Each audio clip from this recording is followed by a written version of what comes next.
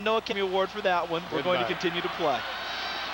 In a game this close, you haven't had the turnovers. If you're Oregon, you've got to be careful here.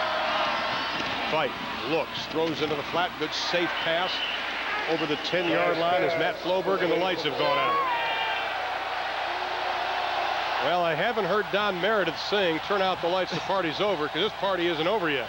Well, you don't want me singing anyway, so I won't do that to you. Now, what happened in the Seattle Sonic Portland Trailblazer game last night? They had the buzzer go off, and they couldn't get it to stop.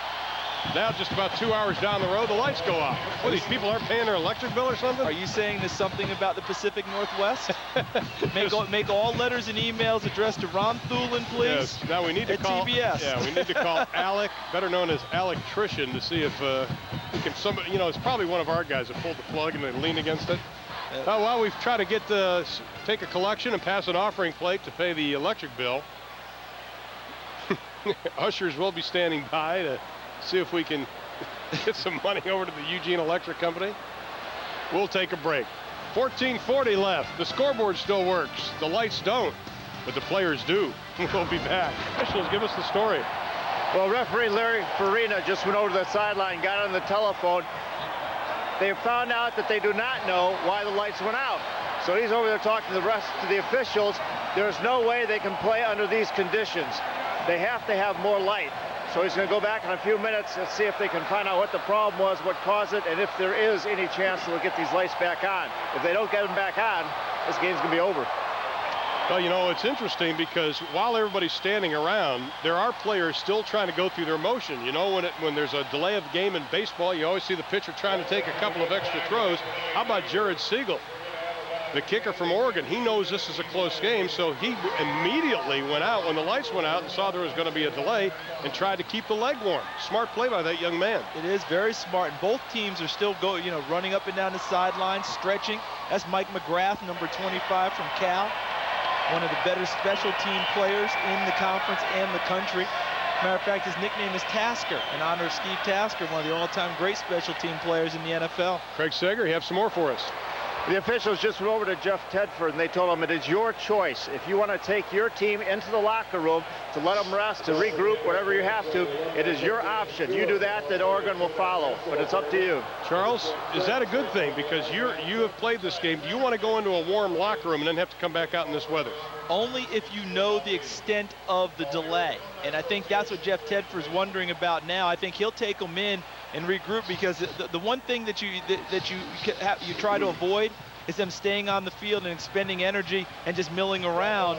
Take them inside, kind of regroup, almost treat it as a halftime, and make some adjustments, get them calm, and then bring them back out when it's time to go, because when they come out, they will give them time to warm back up. Well, Cal is heading to the locker room. Aaron Andrews, did they make an announcement to the public? They sure did, Ron. They told the crowd, hey, get to know your neighbor, because this could take 10 to 15 minutes for these lights to warm up. As you can see, Cal just ran to the locker room. It looks like Oregon is staying put. Guys, take it away.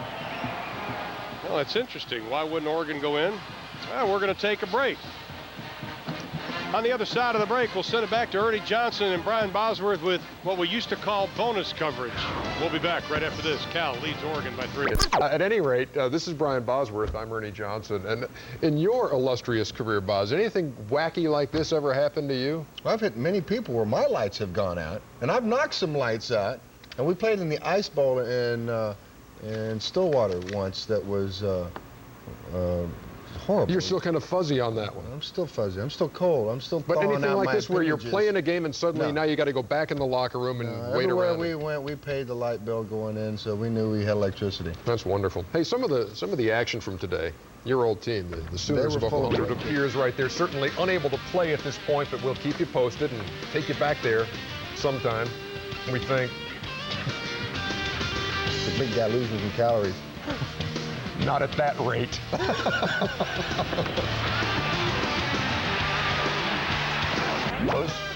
And hopefully California and Oregon is getting into double digits. Take your shoes off. You have to take your shoes off too. And so we kind of welcome you back to what we could call the Schick Quattro postgame. And I guess we will call it the Schick Quattro postgame report. But the pre-postgame. You do that. Welcome to the Schick Quattro post-game report. Schick Quattro, 4 blades for the closest, smoothest shave ever. So when is a post-game report? Not actually a post-game report. When the game is not post yet. They're in the fourth quarter, early. California leading Oregon 10-7, and all kind of light problems going on there at Autzen Stadium. Hopefully, they will remedy that and play will continue. If not, we'll be filling time here to the amusement of many of you. How about Tennessee and Miami today? All right, Ernie, one quick comment about Kellen Winslow. Soldiers are in Iraq. They're not wearing college football uniforms, okay? We'll just end it with that. 10-7 is our score. 14-40. Craig Sager, you've been on the sidelines following this story. What went on in the locker rooms? Well, in the locker rooms, Jeff Tedford told his team, hey, guys, we've all been to baseball games. Treat this as a rain delay in baseball. Try to stay loose, try to stay warm. Some guys were riding their exercise bikes.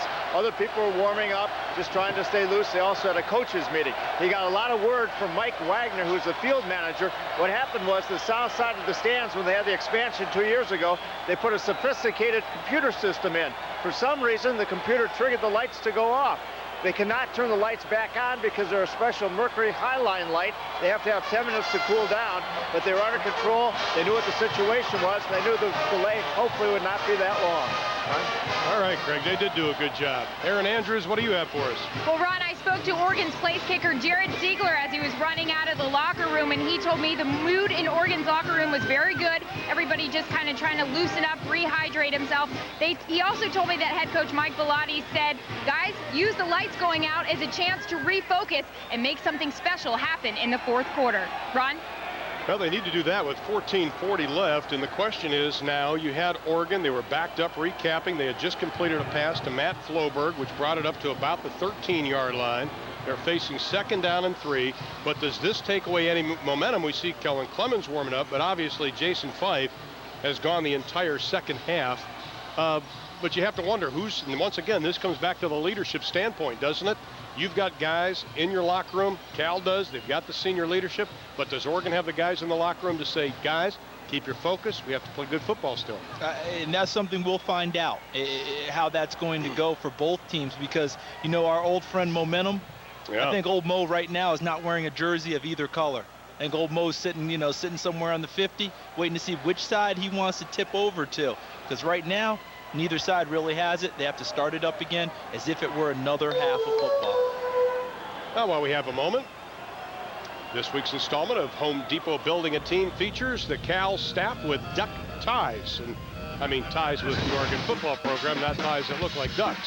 But this is pretty impressive. You think of who has worked with Mike Bellotti or has ties to this school, Charles. Yeah, when you take a look at, because these are former players and coaches who worked at Oregon or played at Oregon or both, that have affiliated with Jeff Tedford when he went to Cal. Like when you take a look at John Krasinski, the strength coach, he was an assistant strength coach here. Now he gets a chance to be the head strength coach at Cal. This gives guys a chance to move up and move on and further their careers. That's why we've talked about these two teams being mirror images of each other in terms of philosophy, you know, in terms of how they do things. That's why tonight it was so important for both of them to break tendencies and how they worked against each other on offense and defense. An impressive collection of guys who have gone to Cal and helped put together a nice program.